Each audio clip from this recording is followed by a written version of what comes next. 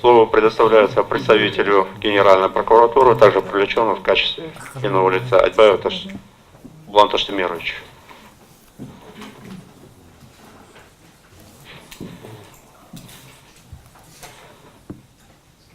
Уважаемый суд, участники, по существу рассматриваемого вопроса Генеральная прокуратура выражает следующую позицию. Так, в соответствии с пунктом 4 части 2 статьи 19 Закона Кыргызской Республики об адвокатуре Кыргызской Республики, адвокатской деятельности, установлен запрет на получение лицензии на право занятия адвокатской деятельностью гражданином, ранее ее лишенного. Автором ходатайства указывается на дискриминационный характер рассматриваемой нормы, выражающийся в ограничении конституционных прав граждан в виде неограниченного по времени запрета на осуществление адвокатской деятельностью в случае лишения лицензии на право занятия адвокатской деятельностью. Согласно действующему законодательству, лишение лицензии является самой строгой мерой дисциплинарной ответственности, которая подлежит применению в случае обнаружения повторных либо грубых нарушений норм профессиональной этики адвоката. Последствиями лишения лицензии является утрата соответствующих прав, освобождение от порождаемого статусом адвоката обязанностей, а также ограничение на возобновление права на ее получение. Нельзя не согласиться, что ограничение допуска к адвокатской деятельности ввиду совершения порочащих авторитет адвокатуры поступков в какой-то мере справедливо. Рассматриваемая норма закона представляется как правовая возможность адвокатуры бороться за нравственную чистоту своих рядов, повышающий уровень гарантированности честной, добросовестной, квалифицированной и принципиальной работы адвокатов. Безусловно, в целях предотвращения нежелательного социально вредного поведения и защиты общества от конкретной опасности в определенных сферах труда вследствие неквалифицированного и непрофессионального вмешательства законодатель может устанавливать правила допуска в виде субъективных требований.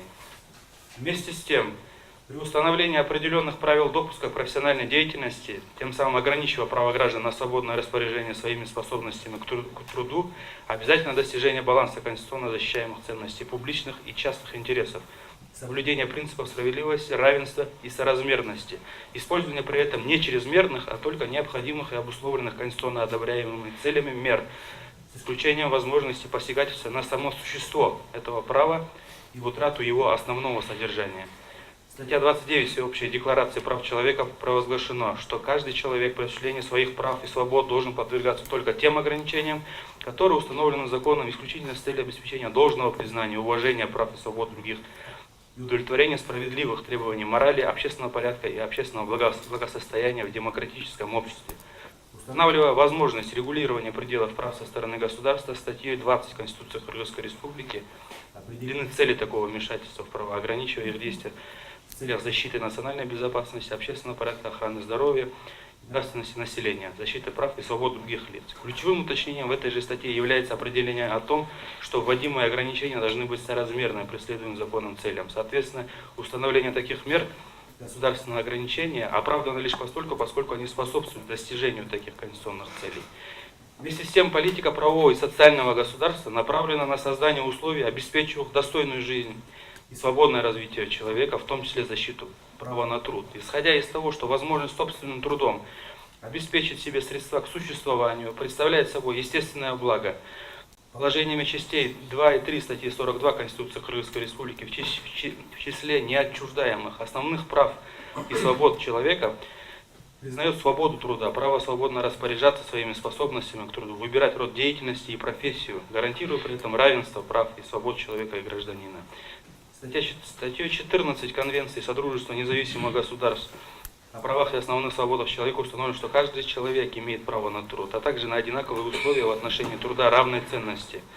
Учитывая, что взгляд на вопрос свободы труда и профессии важен как с экономической позиции, выражающейся как и при реализации всякой свободы выбора в форме стремления каждого получить наибольшее материальные блага, также не менее важно то обстоятельство, что осуществление трудовой деятельности является условием для проявления человеческих способностей, задатков и талантов, способствующее удовлетворению социально-психологических потребностей человека.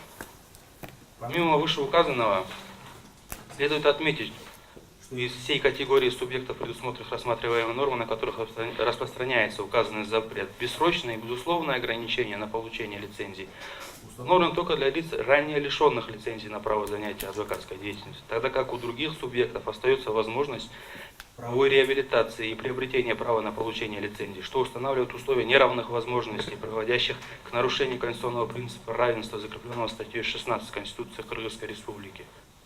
При этом рассматриваемое ограничение, имеющее свойство бессрочности с учетом важности регулируемых отношений, определяющее пожизненное ограничение на возобновление права и являющее дисквалифицирующим препятствием для занятия профессии, видится несоразмерным и несправедливым.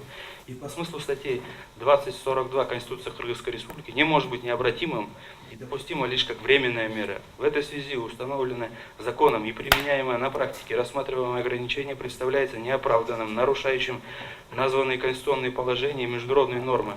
Таким образом, принимая во внимание вышеизложенное, полагаем, что пункт 4 части 2 статьи 19 Закона Кыргызской Республики об адвокатуре Кыргызской Республики и адвокатской деятельности противоречит статьям 16, 18, 20 и пунктам 2 и 3 статьи 42 Конституции Кыргызской Республики. Спасибо.